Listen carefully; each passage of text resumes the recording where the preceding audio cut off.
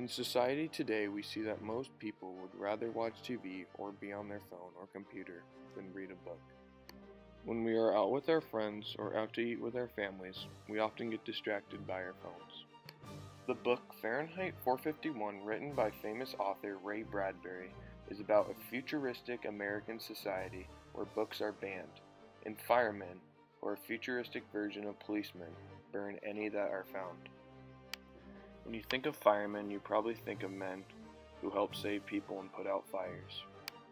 In this futuristic world, nearly every house is fireproof. However, it was decided that firemen would have a different job. Books are described very clearly in this novel as being inflammatory and all on their own. Books divide people and emphasize different opinions and attitudes. People in this society say they stopped caring about what philosophers and poets had to say because it was too difficult and not nearly as entertaining as their TV. Fahrenheit 451 is set in a dystopian society in the future. Books have become illegal, knowledge is frowned upon, and death has become meaningless. In this society lives a man named Guy Montag. Guy Montag was a 40-year-old fireman who is the main character in the book. At the beginning of the novel, he is happy in his work, destroying books, and never wonders about his role as a tool of motivation. Several events throughout the book make Guy Montag question this society, though. Guy Montag meets a teenager named Clarice McClone that starts to make him question his society, and Guy begins to want to think for himself again. Guy Montag's wife, Mildred, is a very stereotypical person of the society. She's not intelligent, she's bland, vacant, and obsessed with television like everyone else. Citizens in this world, like Mildred, have a reporting problem with being severely empty and bored, filled with endless hours of mindless television. With the advancement of technology in Fahrenheit 451, we see the neglect of books and knowledge. This is a problem we face today. Technology allows people to stay inside and not to leave the house as much. The consequence of this is people have less interaction with the world and with other people around. In our world today, people are demanding for better, more advanced machinery. We have grown into a more technological society. People not only want more technology, they want them to be quicker computers, quicker connection to internet. On average, it takes someone 2 seconds before they get mad about their phone or computer not working. We want things to take less time to complete as we want to do other things, even though we have way more time for other things. We neglect to find ourselves time for happiness and time for our friends and family because of technology. A study at Stanford University conducted said people who spend considerable amounts of time using multimedia describe themselves as less happy and more mad, and less comfortable than peers who say they spend less time on screens. Our world's technology is causing people also to lose knowledge. When they want to research or find an answer, they no longer read books, but instead, they look it up on the computer as it can be quicker. In Fahrenheit 451, the people of this society believe everything the government says is true. They truly believe that books are bad for you and having knowledge can ruin your life, which is crazy. But as much crazy as this may seem, we struggle with the same thing.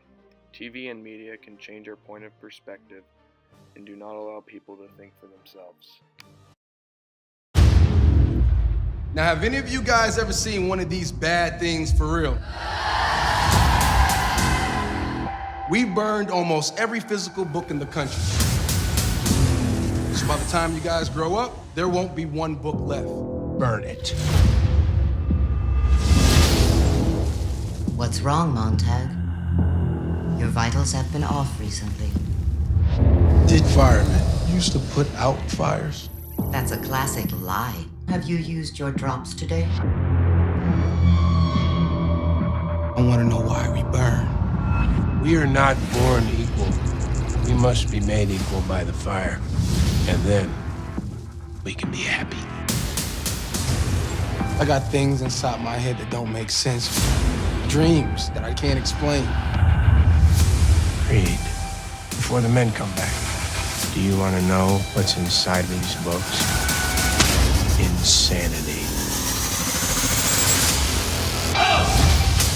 They're lying to you. What aren't you telling me? You never do anything. You're just like Beatty. I'm not like Beatty. We have an important task for you. If anybody sees me, I'm dead. The danger is real and immediate. We need to get ahead of it. What if I tell these people what you do? Words are a terror, son, I know. Knowledge is a dangerous thing.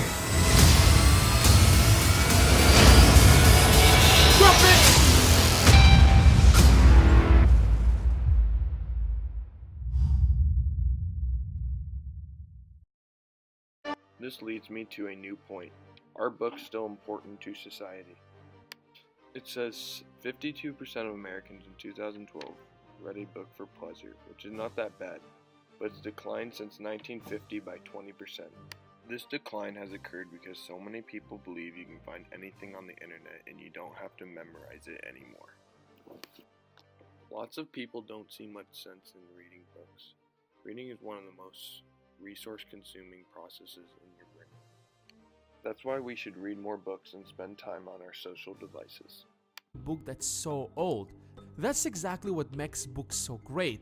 Humanity develops slowly, and the most important knowledge has always been written down and kept together in some sort of book so that the next generation will be able to use that knowledge. In other words, books are the backbone of human progress. Fortunately, that tradition is still going on, and most of the books are not simply information that are written down, but well-organized, deeply thought ideas written down in the most accurate way possible. That's exactly why internet can't replace books. Videos and articles that you see on internet are not targeted to help you, but rather to entertain you, to get your attention, because that's what generates income, which makes them very different from books. What people usually don't understand about the books is that, especially self-help books, you're not only given plain information, but rather ideas that are presented in such a beautiful way that you can apply them directly into your life. Books are there to help you to deal with life's most challenging problems: depression, sadness, relationships, business, you name it. People usually complain that, I wish if only I had a mentor, if only Warren Buffett could teach me how to invest, or Richard Branson to teach me how to start a new business, I would have become a billionaire already. But unfortunately, I am not that lucky guy. I will never even have a chance to talk to them. But what people don't usually understand